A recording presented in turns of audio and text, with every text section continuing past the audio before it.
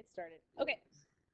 So this week we're going to do 6.1 and 6.2, which are the only sections in Chapter 6. So we're going to do 6.1 today and tomorrow. On Wednesday, we have shortened periods because the delayed start anyway. You guys are going to have a Math Excel workday. And then Thursday, Friday, we'll do 6.2. And that'll be it for this chapter. Okay, so 6.1 and 6.2 are going to be about confidence intervals, both of them. The biggest difference, and I would maybe underline this in the title here, is in 6.1, the method that we're going to use is that we are going to, I went back to the previous slide. I don't want to do that. The method that we're going to use can only be used because we're going to know the population standard deviation. So if you have your lowercase sigma, population standard deviation, you're going to be able to do what we're doing in this section. If you don't know that, we'll talk about another method later in this week, okay? All right, so some definitions we need to start with. First definition is a point estimate. A point estimate is a single number that estimates something about the population. We're going to mostly be focusing on means. You can do it with variance and standard deviation as well, but we're going to be focusing on means. So the most appropriate estimate of a population mean is its point estimate, a sample mean. So we're going to use X bar, sample mean, to estimate mu, our population mean. Okay. The less biased we have in far of our data goes is going to give us a better estimate. So they talk about unbiased estimators here, which we want to do anyway when we're creating a sample. As we have a larger n value, our error that we're going to talk about in this lesson is going to get smaller. We saw that standard error formula a couple sections ago before spring break, where it was the sigma divided by the square root of n. And again, as large as n gets, our error is going to get a little bit smaller. The difference between the point estimate, which for us is going to be X bar, and the actual parameter that we're estimating, which for us right now is going to be the population mean, is called the sampling error. So for right now, our sampling error is going to be X bar minus mu. Population mean, but you could do a sampling error to find a variance or a sampling error to find a standard deviation as well. Okay.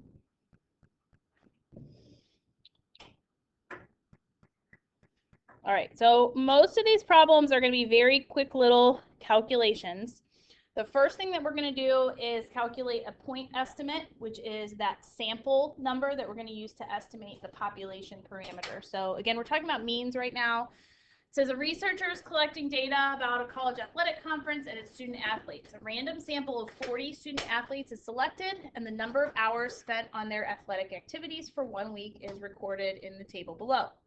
Find a point estimate for the population mean and the mean number of hours spent on required athletic activities by all students in the conference. Okay, so they tell us that the sample size is 40, and as we go through problems, we're going to be kind of thinking about those two conditions we saw in Chapter 5, where you want your n value to be greater than or equal to 30, or you want your population to be normally distributed, which is bigger than 30 here, so we're good to go. If we are finding a point estimate for the mean, that's a fancy way of saying find X bar, the sample mean, which the formula, if you want an official formula for that we used back in Chapter 2, was the sum of all of the x's divided by n. And again, here n is 40. Summing up all of your x's, I'll save you some time. I did it first period, I got 842 if you add up all the numbers in that table, and then you just divide. And you get 21.05. And that's all you have to do if you're asked for a point estimate. Just find that sample mean that is a single number that is an approximation of the population mean. Okay? Questions there? Good. Okay, moving on. An interval estimate. So an interval estimate gives us a range of numbers we can use as an estimate versus just a single number. That's our point estimate. To find an interval estimate, we are going to take our point estimate, which is X bar, and we are going to add and subtract on a margin of error, which we're going to use E for standard error, margin of error. E in general is just going to represent our error. So in this problem, it says, suppose the margin of error for the previous problem that we just calculated is 0.6.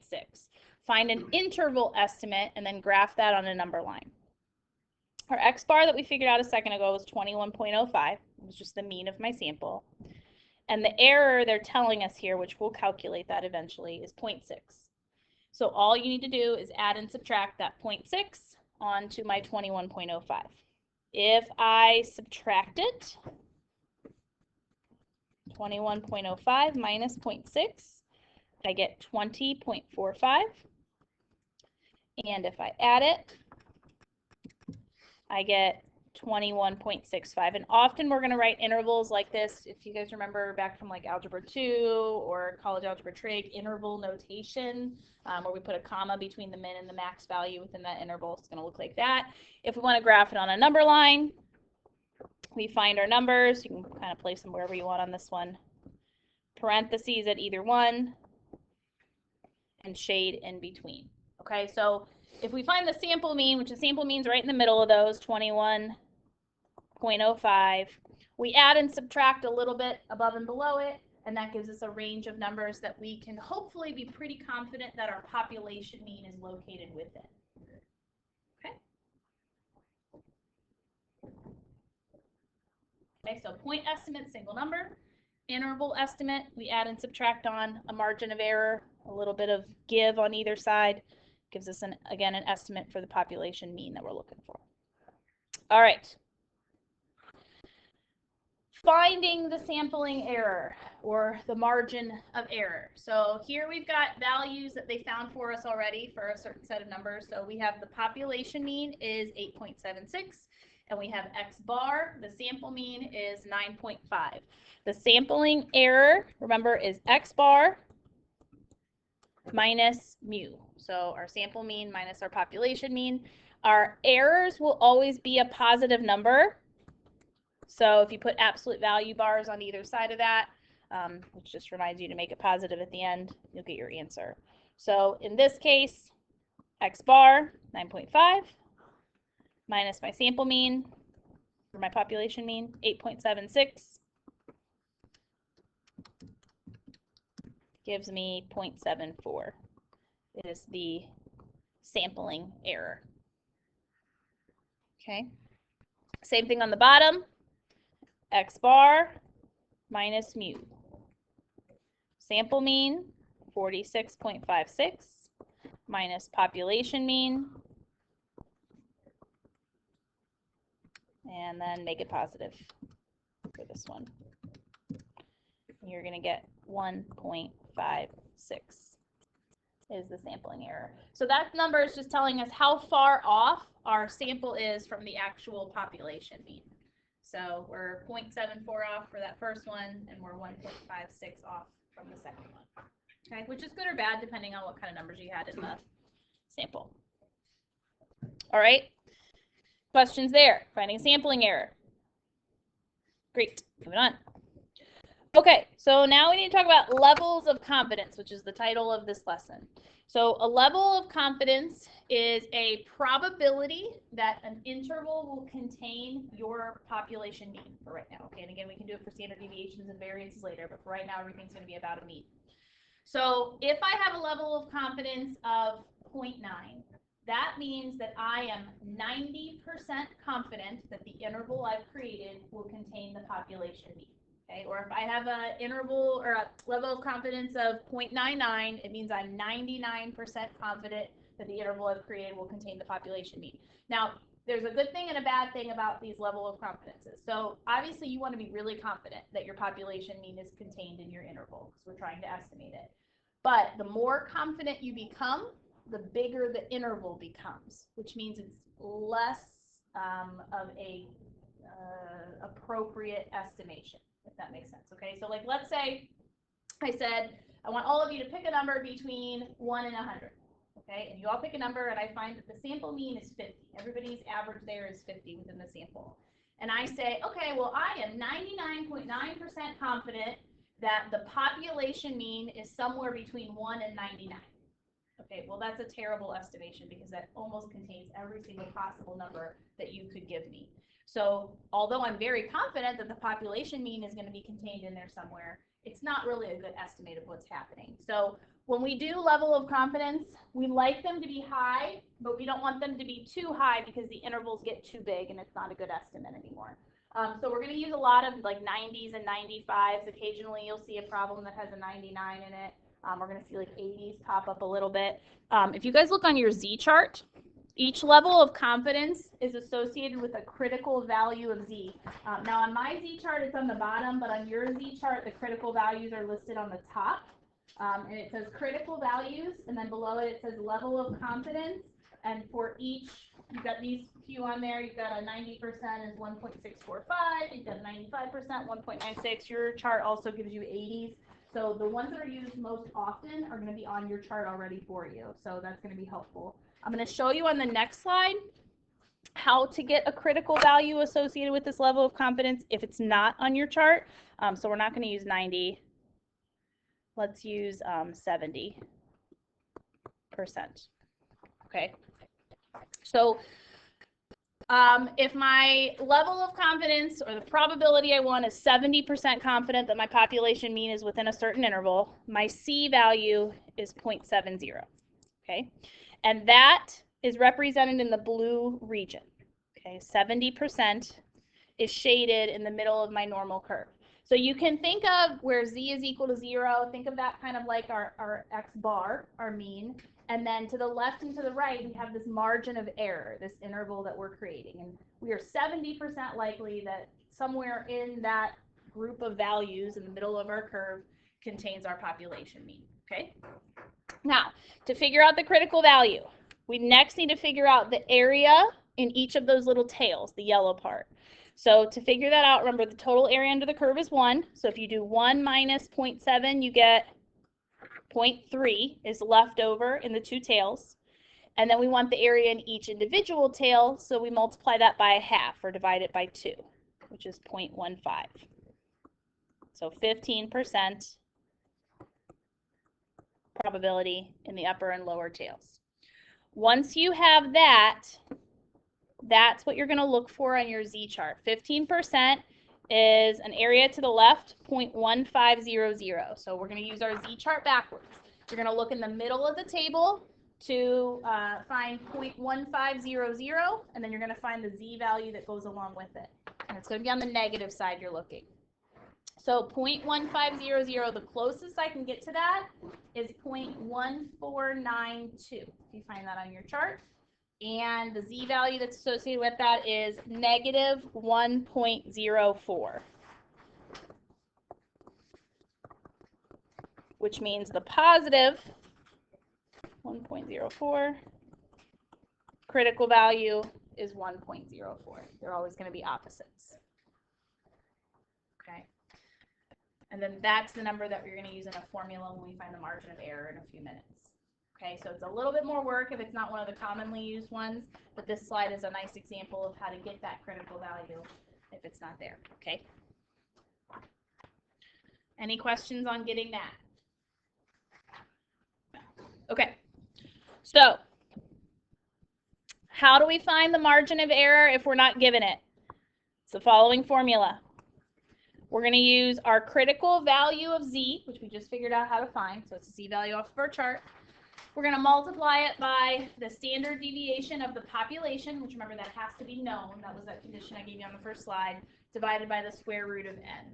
Okay, and conditions that have to be met, the sample needs to be a random sample of some kind, and the population needs to be normally distributed or greater than 30. We talked about that back in chapter 5.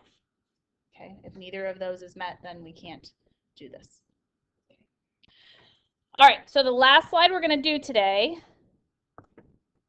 we're going to go back to that problem we started with at the beginning, and we're going to find with a 95% level of confidence that margin of error, and we're going to create the confidence interval that goes along with it as well. All right, so if I am told I need to create an interval or a margin of error with a 95% confidence, that's my C, 0.95. Okay.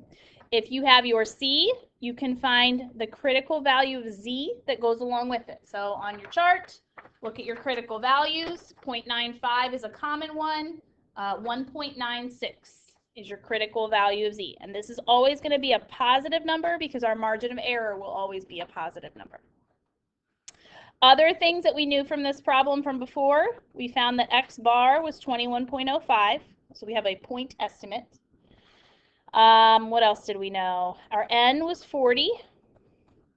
And then they also tell us that the population standard deviation, which is our lowercase sigma, is 2.3. Okay, so that's all my known or given information.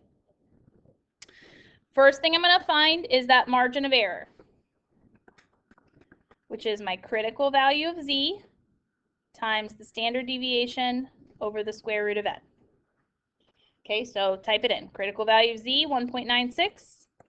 Standard deviation is 2.3 over the square root of 40.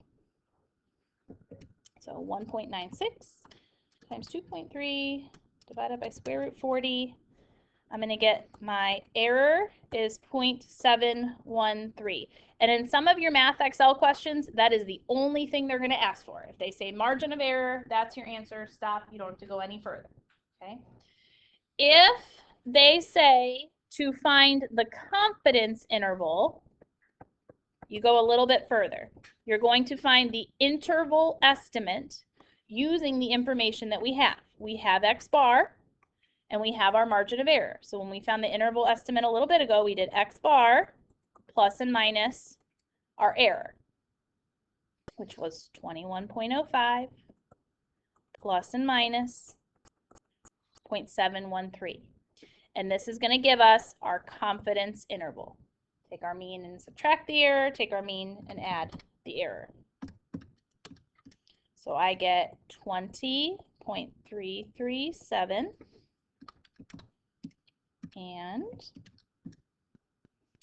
21.763. Okay, so if they ask for a confidence interval, that's your answer. It's your point estimate plus and minus your margin of error. They will often ask you to interpret that interval.